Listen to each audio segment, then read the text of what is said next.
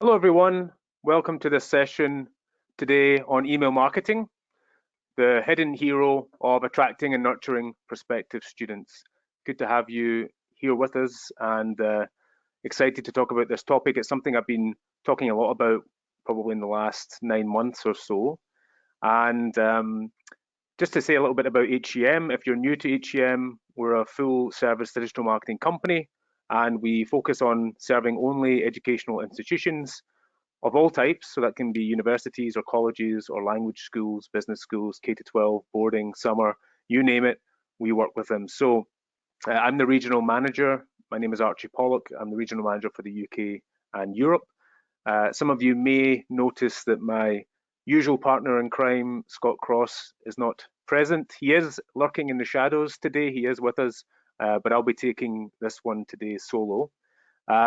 Just a few housekeeping notes. We'll have the microphones on mute today, as usual, and that allows us to get through the session at a fairly quick speed. As you know, we like to cram a fair amount of information into the given time. We'll have a bit of time at the end for questions. So if you've got anything that pops up, you can, in the right-hand panel, there's a questions section in the GoToWebinar panel there where you can post your questions and they'll come directly to me and my colleagues and we will be able to answer them as we get to the end of the session. That will be anonymous. And today, just as a quick heads up, we'll be using the chat function a little bit as well. And that's just below the question section on the right-hand side in the GoToWebinar. Usually we do polls, but today we're going to do something slightly different, and I'd appreciate your interaction with that as well. Lastly, if for whatever reason you have to jump out of the session before we're done, you will receive the full deck of slides via email within the next couple of working days. So rest assured, if you're worried that you might miss something, you'll get at least the slides and a recording of the session via email. All right, well, this is what I said about interaction. What I want to do here is have you send me one word that describes your current email marketing efforts. So choose a word which you feel sums up how well you're doing with regard to your email marketing at the moment. And you can do that in the right-hand side in the chat function. And you can either send that to the audience or the entire audience, or you can choose to send it to the organizers only, so only myself and my colleagues will receive it, or indeed just to me. So we'll do that for about 20 or 30 seconds and just allow it to run through. And if you could please let us know what your, so we have a couple coming in. Okay, poor, okay, that's very descriptive. Well, non-strategic, this is an interesting answer. Next to nothing, which I believe is 3 words, but appreciate the sentiment.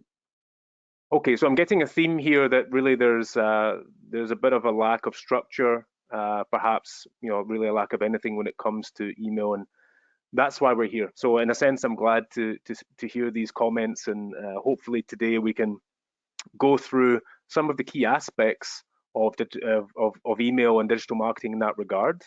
So let me just skip through. So a brief outline of what we want to cover today. You can see there's quite a lot, so I'm going to whip through it fairly quickly. I'm going to talk about why am I talking about email? When there's so many other forms of digital marketing that we work in, why am I talking about email and why now? We'll talk about defining our audience. How do we target these people? Who are they? And also, in that sense, using email at different stages in that buying journey. So our audience, as they go through this idea of potentially buying our services, our courses, our programs, how do we use email at different stages to do that? Then I'll touch on spam filters. How are they triggered? How do we avoid them? Drip campaigns, workflows, some of the kind of nuances between the two, how best to use them. And lastly, gauging or measuring success through analytics and using specific data points that can be found in most email platforms. So, oh yeah, not enough time for the emails as well as a crucial one. Yeah, thanks for that comment. So why email? Why now? Well, these days, a lot of marketers put emphasis on things like webinars, like we are having today, or virtual campus tours. But really, email being one of the key direct messaging platforms that are available. And these are some of the reasons why I feel it's sensible to talk about it today, because you have this direct line to people who are making decisions, whether it's a parent or a young learner or an adult choosing a course with you. Having an email address basically means you've got a direct line to their inbox and you can contact them directly. So that's a very key thing which people quite often forget. And many schools have hundreds or sometimes thousands of leads which are sitting in some kind of database or Google Sheet or CRM somewhere, really largely untouched. And especially given the pandemic situation, there's been very few schools that have been churning those leads effectively, so that now, when the time is right, they can actually make use of that database that they have. So in line with that, you have budget cuts where probably the majority of schools are facing cuts to their marketing and the marketing budget. And at this point, you know, when as we emerge from the pandemic, hopefully with plain sailing ahead, we think to ourselves, what can we do? You know, we're tempted to do advertising, we're tempted to focus on our content, but really, email, when we have this large database of people sitting there, you know, essentially waiting to be contacted, maybe the time was right for them 2 years ago to take that course, and now the time is right for them again. And in this case, you want to take full advantage. And also, since late 2019, the engagement of email has increased by 78%. So again, probably due to the pandemic, people being at home behind their desktops, engaging with email more than ever. Also, talking about the power of email, it's a low risk system really, because it's different from being client facing, where you have content on your website or blogs or page content or social media, even at the most extreme end, where you're essentially having a private conversation with people, and there's a low risk element to that in terms of your messaging. Also, you have the opportunity to garner quite a strong ROI for every dollar or euro or pound that you spend. Um, the amount that you can get back can be quite substantial, because email is not something that costs a lot to do. It can take time and it can take effort, but essentially compared to other channels, it can be fairly cheap in comparison, and the results can be quite strong. So also, Scott and I, you know, we speak to many schools every single week, multiple schools per day. And when we talk to them about their email marketing as part of the bigger picture, we often find that there are quite clear, frequent mistakes being made. So, for example, sending repetitive messaging, the same message over and over again, or similarly, sending a blanket email out to everyone in their database, despite the fact that these are all different people in different walks and stages of life. So really, we're looking at an opportunity here to stand out and do email marketing well and do it right. Because just imagine a world where emails that come into your inbox are actually welcome and interesting and engaging. Can you picture that for a second? What a wonderful world it would be. And this is an opportunity you have as a school, all joking aside, to to stand out and to do email marketing in the right way. And if we look at this kind of traditional sales and marketing funnel in the middle of the slide here, this is probably what we most of us think of when we think of a sales pipeline or a customer journey or whatever you want to call it. And it's when people come in, they become aware of the brand and they kind of pinball their way through down to hopefully converting and becoming a paying student. And on the right hand side of the screen, we've got more of this kind of flywheel approach where the customer is the orange dot in the middle, and you're trying to kind of engage them and attract and delight the customer by providing relevant, accessible, interesting content that really engages with them and speaks their language. And really, that's a huge part of the email game. It's really about trying to speak to people directly, encourage them to come back to the website through different calls to action on the emails, and we'll talk about that in more detail later. But really trying to engage them through email back to the website and hopefully taking a next step, whether that's downloading something else or signing up for a webinar or virtual session, or even perhaps making a purchase. So what can we use email for? Just a very brief slide on this. We can make people more aware of our brand, whether that's locally or internationally. We can promote new programs or courses that have come up, whether you feel that you want to promote a particular course that needs a bit of a push for an enrollment period, or whether you've got your flagship products that you're just wanting to remind people of what you do. If you've got new blog content that you think is relevant, or social media, you can curate that content and send it out maybe in a monthly newsletter. You can also, to some degree, generate new leads, although email is usually for that post-inquiry nurturing relationship. You can, though, however, if, for example, you use an agency network, a traditional agency network, you can use your email to send out to them and therefore possibly generate new leads through referral traffic. So there's a few opportunities there as well. And then you have the kind of relationship, nurture, engage, like I said in that kind of flywheel image in the previous slide, building relationships with prospective students, current students, and also possibly alumni as well, keeping them in touch. Referrals, as we know, a key aspect in student recruitment. So many ways in which email can help.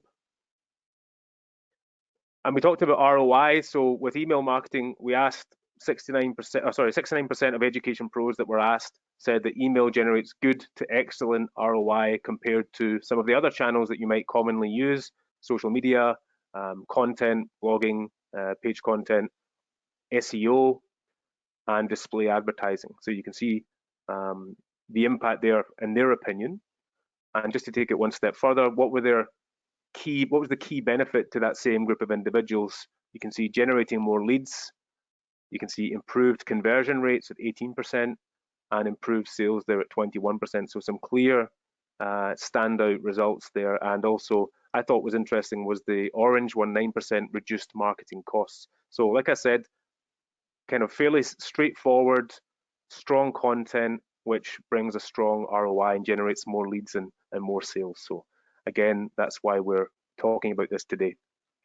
So I also touched on the idea of some common errors, and really you can see a few stats in front of you. So 21% of people are not reviewing the lists that they have, their database. They're not making sure that the subscribership is healthy, that they're not weeding out dead leads or old leads, and that can affect your campaign performance. And we'll talk about campaign performance later when we talk about spam emails.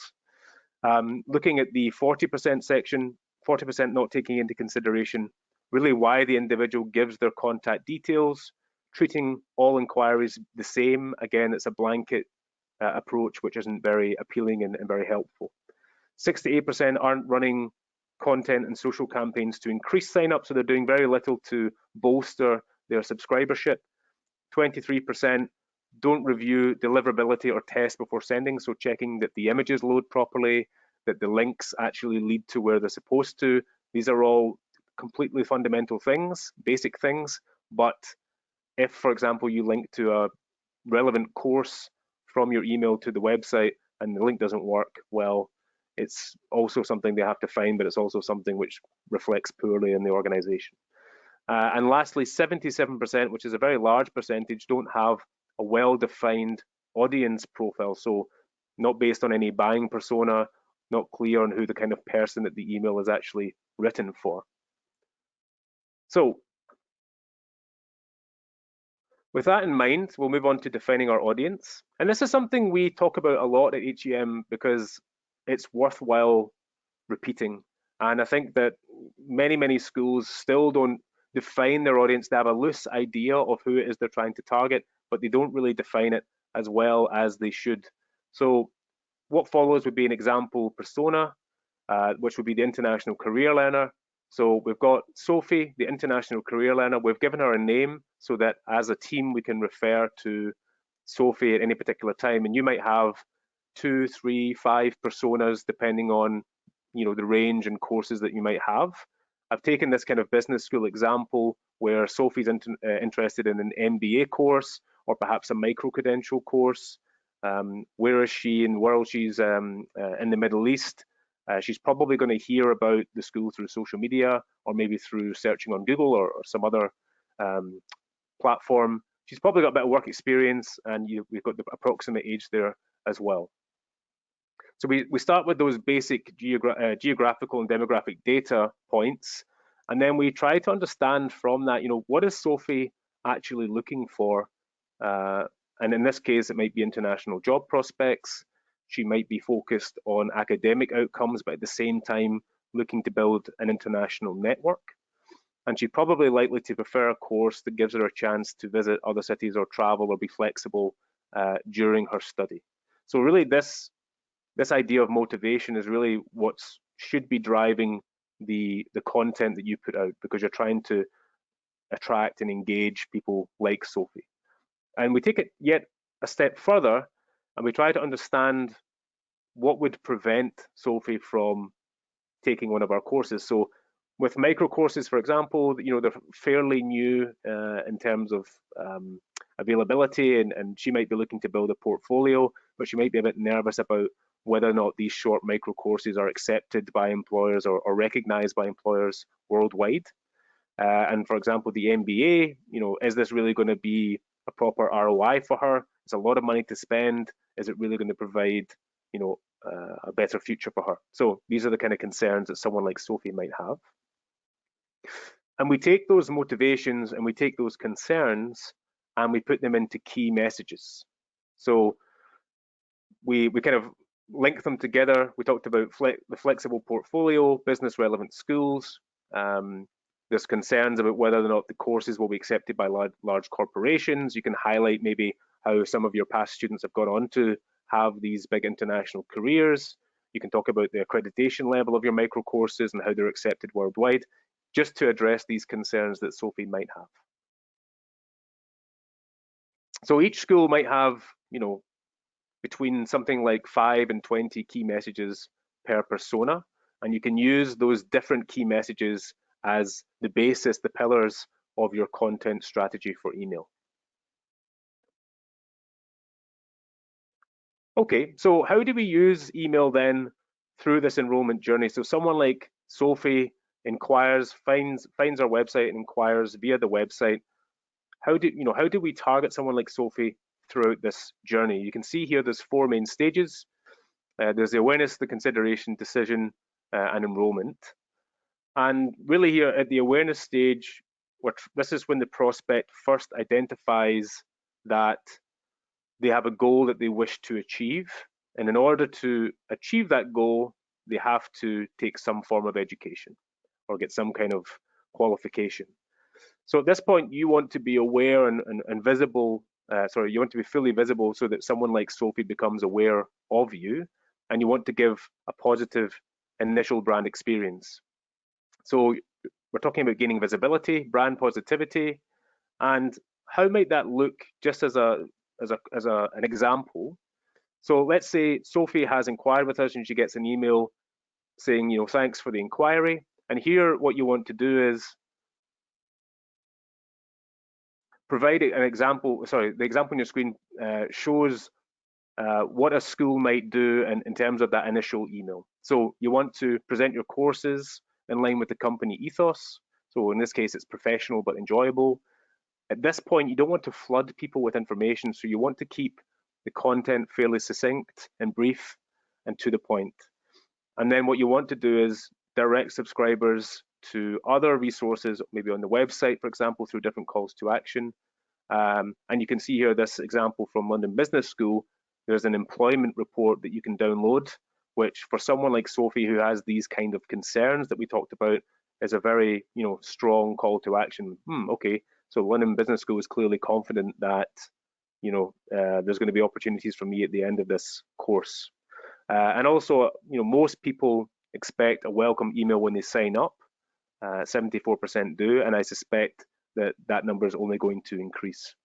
You can also send people to other relevant areas of the website. For example, attend an event. We'll take them to an events page where they can then sign up for maybe a virtual open day or an on-campus tour or whatever it might be. Just a reminder, if you have any questions through the session, feel free to pop them into the box and we'll get round to them at the end. So we move on to the consideration phase, and this is where the prospective student has come across your site, they've had a quick look around, and they're firming up their interest in the school, starting to do a bit more in-depth research. So your goal here is to provide inspiration and to engage people and get them, along that sales pipeline further. So that's really key at this point. You want to be able to point them in direction of information that they would need to know. So helpful resources, upcoming events, and the opportunity to take up direct contact with a staff member as well. So taking another example here, where there's further information, you can see it's fairly succinct, it's to the point, it's explaining to the individual, what they need to do next. So it's very helpful in that sense in assisting them along that journey. You can think about including testimonials at this point as well, because people are starting to imagine what their life might be, post study or even during study. So it's good to have that kind of those examples there. Videos can also be an option at this stage. Sometimes videos take away from the main call to action or taking a next step, but that's up to you really and what you want to do. And you can, of course, offer interaction with staff members as well. At this point, take up direct conversation, have a chat with people, help to understand them and get a more sense of context with them, and hopefully encourage them to take the plunge with your institution. And again, this is a business school example, like I said, but the same principles apply to all school types. You'd have to adjust, obviously, your messaging towards your own brand, your own school, but essentially these principles are fundamental to most campaigns. And we move on to the decision stage, where you have the prospective candidate there who is possibly looking at other schools as well as yours. So they've done their research and they're really coming to the point now where they have to make a choice.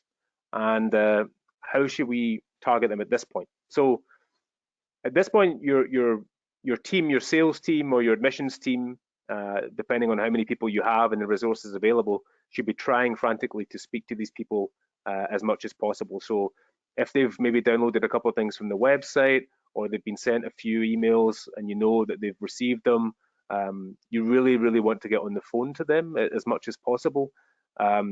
And you can encourage that through email, of course, as well. So you can direct them to application areas on the website as well. That's helpful, guiding them to where you want them to go in this next step. So again, it's about having direct communication with people. You can see here on this example from Cumberland College, the main call to action in this example is learn more, and that's directing people to take a virtual meeting or to book a virtual meeting with the date there as well, so that they can they know that they're in the picture and they can connect directly with a member of staff. So there's a slightly different tact here. So here you can see we've brought in elements of personalization. We've got relevant links, clearly stated, what will happen if you click on this link. We're making people aware of certain deadlines, enrollment deadlines that are approaching. So you're starting to bring in a sense of urgency as well, which can help to nudge people along. And you're also offering that personal support as well to help kind of seal the deal, because if you can just have a few minutes of conversation with someone, you can start to understand their concerns in more detail. You can answer some questions and hopefully assuage those concerns and have them sign up as a student. So again, it's a slightly different tact from the previous emails example. This one's obviously more text-based, but it is a different strategy, but also very effective. And finally, the enrollment stage, and this is when somebody has successfully applied to the school. And at this point, we're really trying to offer factual information, and as well as try to get them to become an active member of the school's community. So you're encouraging them towards relevant social channels, hopefully getting them to engage with other students that are either at the school already or will be at the same time, and just really trying to bring that sense of camaraderie within the school for the incoming student. So at this stage, really, again, we're focusing on personalization. We want to make it very clear to the student, what do they need to bring with them? How can we make this period of enrollment and acceptance and welcoming as straightforward and seamless as possible? So in this example here in the middle of the pink box, it tells, what does the student need to bring with them to make sure that this goes smoothly, because the last thing you want is to have, a road bump at the end of this long journey.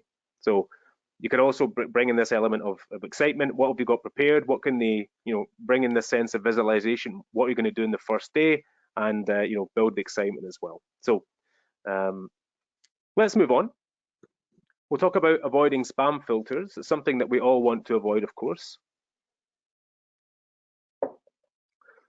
So if you receive too much negative feedback in terms of non-opens or spam flags, then the platform that you send emails from is going to receive these warnings and it may be damaging to you.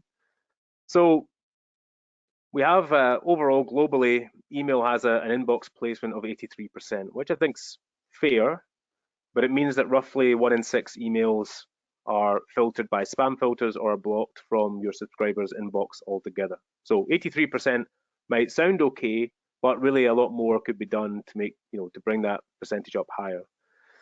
And emails, they're linked to an address, a domain, and having these emails marked as spam is going to hurt your domain's reputation. So regardless of whether you use HubSpot or MailChimp or Moomail or Constant Contact, all of them are going to take into account certain metrics which inform that platform of the relevance of your emails to the target audience. And in severe cases, you might be cut off, and thus your email efforts are going to be a big waste of time.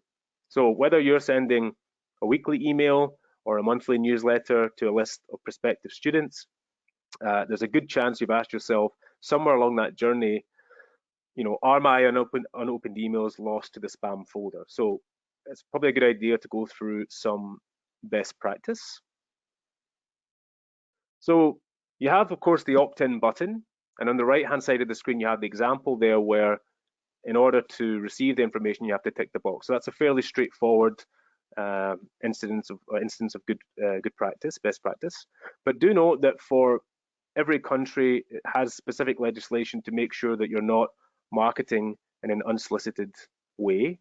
So it goes beyond GDPR. It's a slightly different element. You can see I put some examples for some markets there, but every country more or less has its own legislation for this, so it's worth checking out.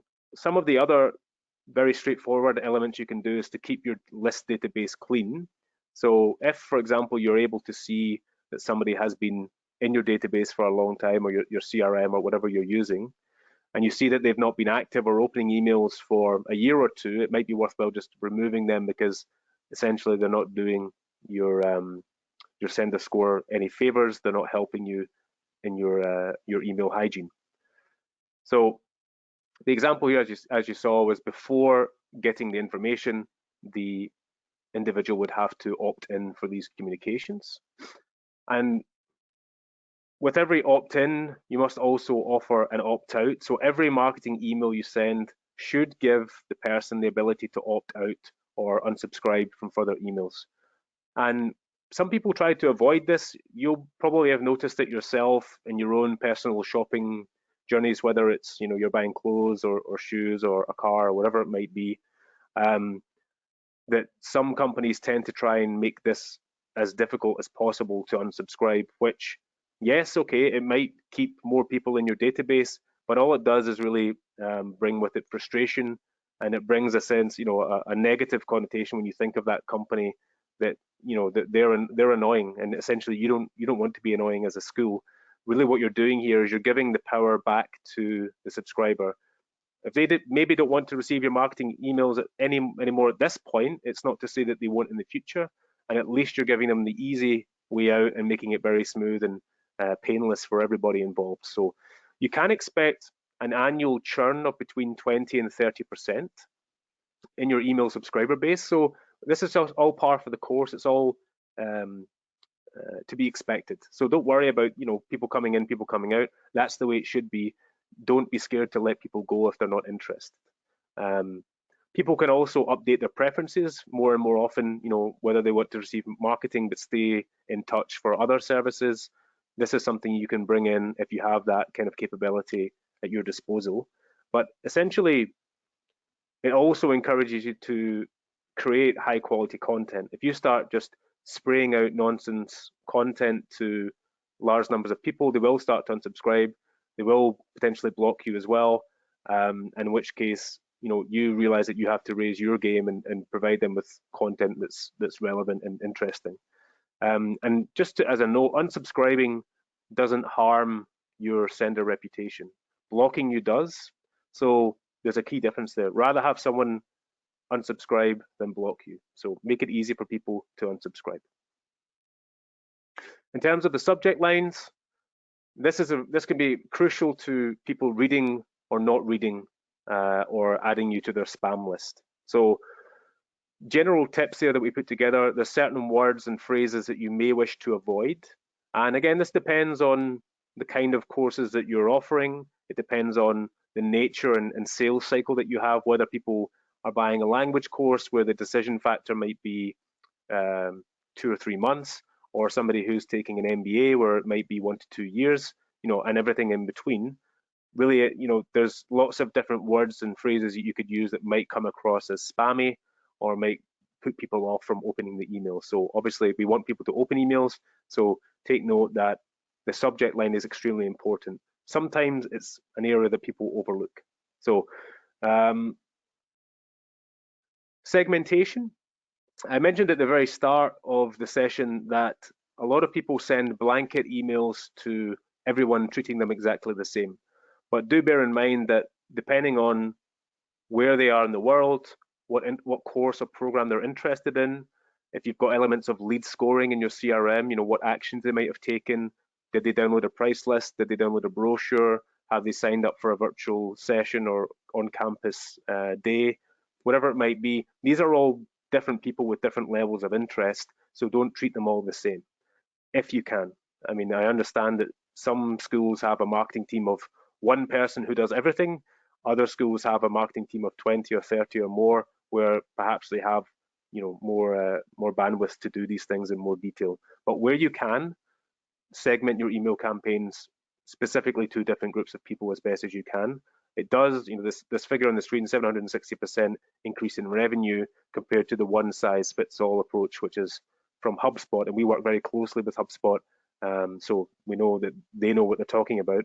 And to have this, increase in revenue, I'm sure is something that you'd all be interested in. So where you can, segment your emails as best as you can towards some of these elements on the left-hand side, or use other elements as well, depending on what information you have from the leads.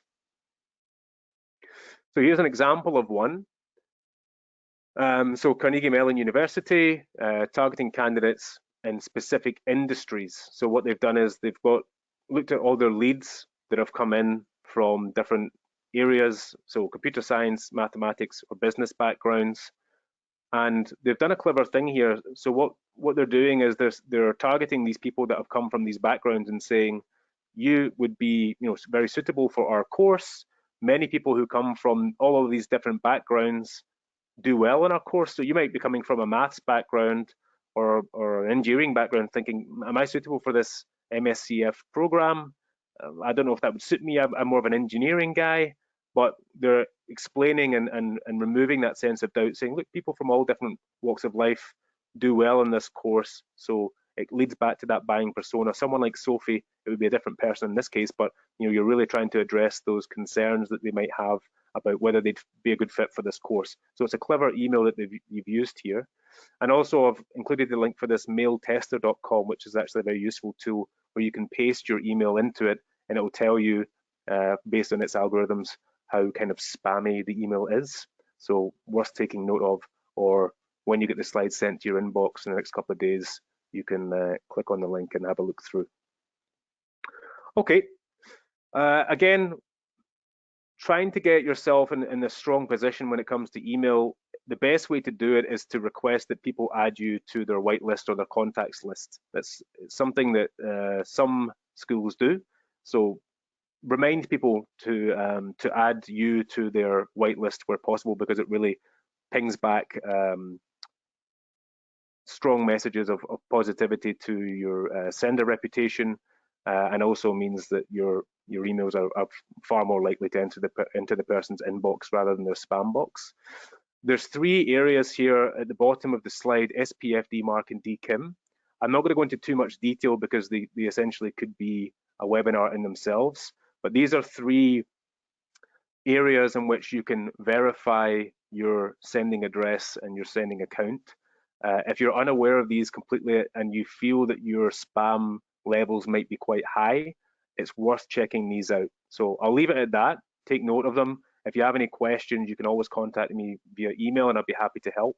I'll put my email address at the end of the session as well. So SPF, DMARC, and DKIM are very important for these. If you have concerns about your spam levels, then you can check these out. There's lots of articles about them on the internet. One of these things that if you start looking for it, suddenly you find there's a whole world there that you didn't know. So worth keeping in mind. So let's talk about drip campaigns. There's lots of different types of emails, newsletters, automated responses, event workflows, manual workflows, and they're not all mutually exclusive. We've got drip campaigns, which are a kind of soft form of email marketing, and they're designed really to build a discussion and a conversation or relationship with people. And they usually start with an auto response. All the messages that are sent through a drip campaign are designed to build interest over time. Each message should be unique. We should have the buying personas instance in mind. So, what would they find interesting? What would they find engaging? Keeping that in mind as we work our way through that journey, making sure the messages are different. Again, we're looking to build that relationship, build a rapport, and include relevant calls to action to encourage that next step as well. And this in terms of time scale, it could be over the course of a few days or a few weeks typically. Maybe they start with downloading a brochure, and I've just noted that this is a fairly aggressive approach. So you have the auto email response plus an attempt to phone them just to say, hi Sandra, we saw that you inquired. Some of you who have signed up for the webinar may have received a call from me just to say hello, or received at the very least an email to say thanks for signing up. So, we try to practice what we preach, but don't worry, I'm not going to hammer you for the next 9 days trying to get you to have a conversation with me. In this case though, you can use different platforms such as SMS or WhatsApp with other emails talking about what the program is like, email about the alumni or when the start date is, and so on and so forth. So depending on what kind of structure you have, you can deploy them over the course of the designated period of time. And what it might look like if you get more advanced is when you start to bring in decision flows. So if somebody does or does not take an action, they receive a next workflow of emails. It can become very complicated. It becomes straightforward, or you can keep it straightforward, sorry. It's completely up to you and what capabilities you have, whether you're using a CRM with marketing automation or whether you're doing things manually. You just have to do what works with you and what's feasible. So it can end up looking something like this if you're fairly organized. And we'll move on to the kind of final section now. If we're just conscious of the time, I'll try to get through this fairly quickly. So 12% of people don't even track the opens and clicks, so it's a small number, but 79% don't track website outcomes from emails after clicks, so website activity coming from the emails. So how might that look? So you have the mobile device here, somebody opens their email, they click on read more, they go back to the website, and then hopefully they take further action. You can see in the top right of the screen there's a brochure and apply buttons on the desktop. And you have some of the kind of generic standard data points there: sent, opened, clicked, and click rate. These are all things that we should be tracking. If you're not using a CRM, but you're using something like MailChimp and you want to track that data over time, you might consider doing it even in a Google Sheet or Excel file where you're tracking for a few months. Just a very simplistic way to understand what kind of emails are working for you, how far down the rabbit hole is it before they start to drop off and the open rates start to drop off. Start to get a feel for what's working and what's not working, and then through trial and error, maybe some A/B testing, you can start to find out what's working best and take it from there. So again, I'm just trying to whip through this fairly quickly now. Tracking emails, you can see this is a slide from Google Analytics. Now Google Analytics is going to shift next year in July, early July next year, to a new form of analytics, just so you know. If you're a bit concerned about that, then do reach out to us. But this is the current version of analytics, Universal Analytics. And on the left-hand side, you can see we've broken this down by the name of the newsletter. This is being tracked. And you can see as we make our way along, you can see the number of people that came from those newsletters in the number of sessions. And you can see the kind of engagement that you're getting from those individuals in terms of how many pages did they visit. They spent, a couple of minutes on the website having come from the email. And what's really interesting on the right-hand side is you can see the number of goals that were completed. So this might be a brochure download, or it might be filling in some kind of form on the website. But to see, a fairly strong percentage of people who have come from the emails have come back to the website and taken a further action. So it can be very strong in that way. And just to look at that slightly further, we have this slide here, which I appreciate is a very busy slide. But just to break it down, you can have the source, the programs, the leads, and the transactions. So the source you can see is largely advertising. In this example, you've got Facebook ads, Google ads, LinkedIn ads. But when I direct you to the bottom right corner, you can see that there's email. This bottom right cluster is email per program. So email data science, email project management.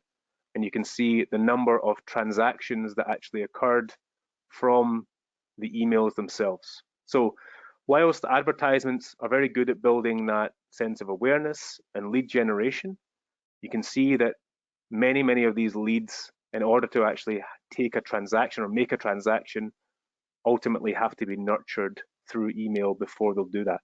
So, casting the advertisements out there is great, and we do advocate advertisements. We do a lot of it for our clients.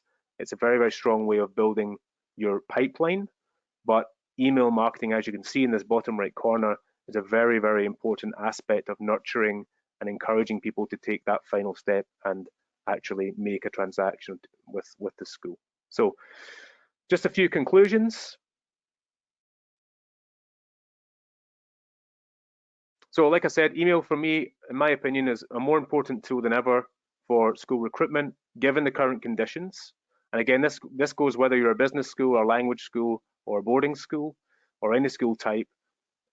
Follow the email marketing content creation best practices. Use personas, use key messages, and try to apply those messages to every email that you send out along that enrollment journey. You can use email in different ways. You can use templates, you can use automation, you can use newsletters, you can use autoresponders. There's many different types of email you can use. Think about the kind of journey that you want to build for your prospective students and what kind of message and what kind of email you use for that journey. Very importantly, don't treat everyone the same. Segment your email lists, target people down to the program of interest, the country they're from, what type of interaction they've had, the priority. If you've got a big, let's say, profitable course that you want to promote and you see that someone's inquired about it, you might want to prioritize them. There's different things you can understand depending on your specific instance or your particular realities. So keep that in mind, and just when you're preparing your email marketing strategy, take all of these into consideration. And then lastly, use things like analytics, or at the very least use the numbers from the email marketing platform that you use to track how things are going, whether it's automated or whether it's manual, and try different things, improve upon that, and then repeat the whole system again to try and create that kind of sense of ongoing improvement. So just to say thank you very much for your time. We're just wrapping up now. Happy to take any questions. Either you can pop them into the questions panel now, or you can send me an email. The link's there, archie@higher-education-marketing.com. My phone number's there if you fancy speaking on the phone. Happy to take any questions now for the next few minutes, and then we'll wrap up. So let me just go to the questions.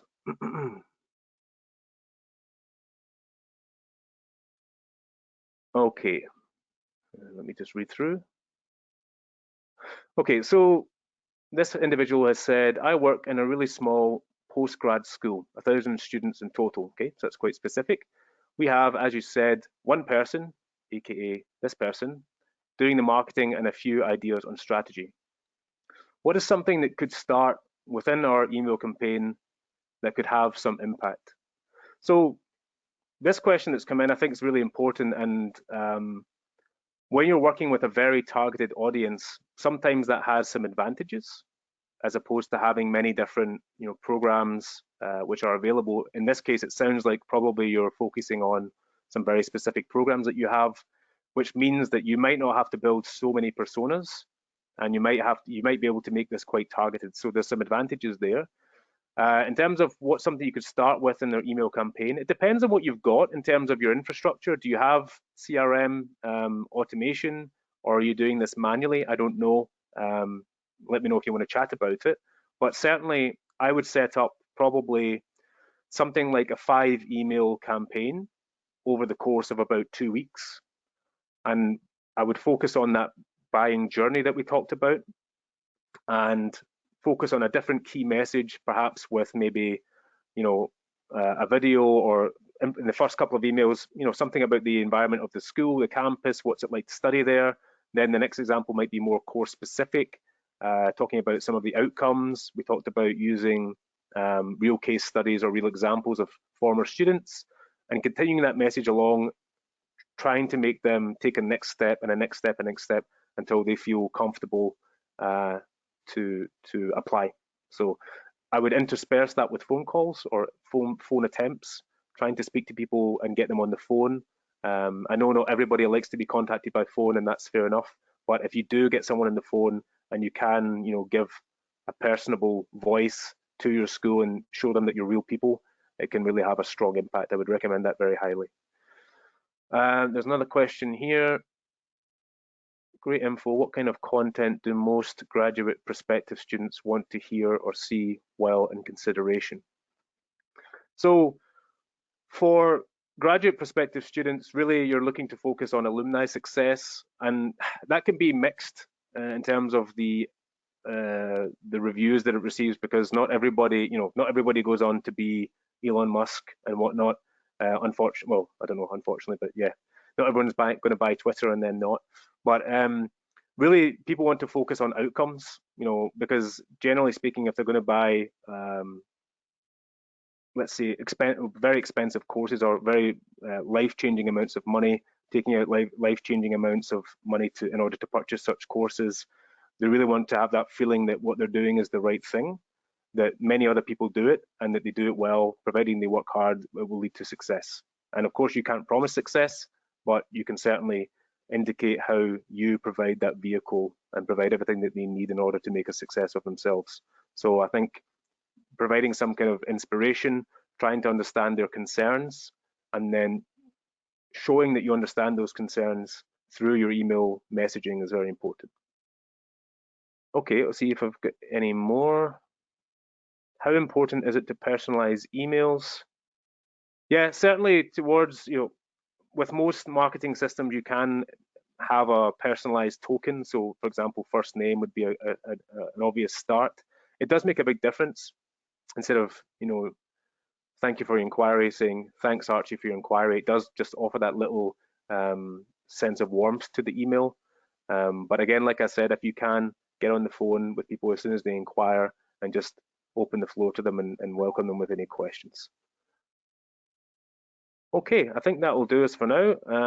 Again, if there's any questions that I've not got round to, feel free to ping me an email, and I'll be happy to get back to you or arrange a call to talk about it further. So I'll leave you all now and look forward to next month's session. Have a great rest of the day. Thank you very much.